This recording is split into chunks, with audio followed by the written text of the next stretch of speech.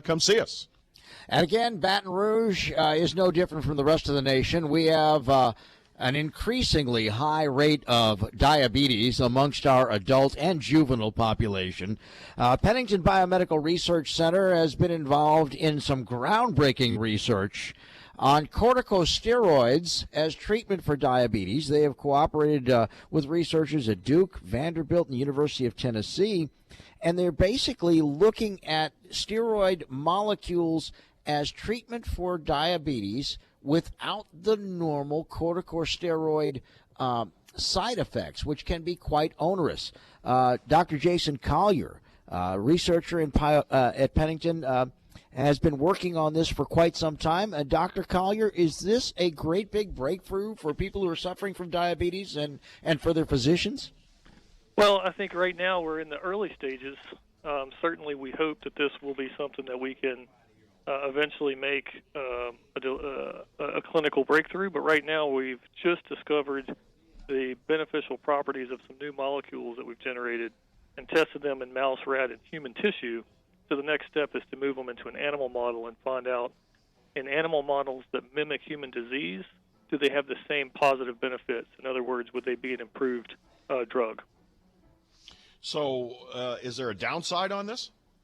There's no downside so far that we can tell. The only thing that we have to do before we can make this a new treatment that your doctor could prescribe is move it through the next stages of research, and that is beneficial effects in animal models of diabetes. And then Pennington has a really outstanding clinical research group that we can try early phase clinical trials, and then if they're efficacious in the human, the FDA would then give us their rules for how you would progress this to a therapeutic.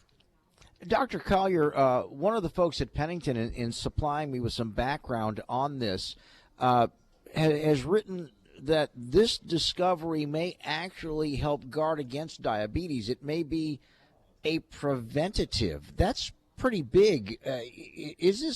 Are these new molecules, could they actually help people avoid diabetes? Yeah, that's what we hope.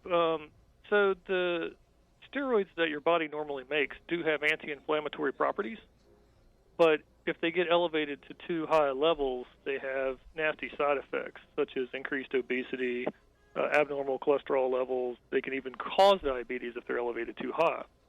The molecules that we've designed are still targeted to have all the anti-inflammatory properties, which is what we think would help guard against or prevent certain forms of diabetes. But so far, we're not seeing the side effects that the normal steroids have. And so that's why we got really excited about this project. So where do you see this research going in the months and years ahead? Well, right now we're at the step where these molecules will be delivered to mouse and rat models of diabetes. And so if we can prevent or reverse it in the mouse or rat, I think that goes a long way to saying in a live organism, these are beneficial and potentially novel therapeutics. And so best case scenario, Dr. Collier, what's the timeline on this? How does this progress? I know we have a lot of listeners who have diabetes, both type 1 and type 2, that are intensely interested in new therapies and discoveries. So what kind of timeline in a best case scenario?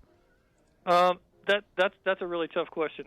We while we're excited about it, we don't want to get too far ahead of ourselves. But I think a best case scenario is probably a 3 to 5 year window.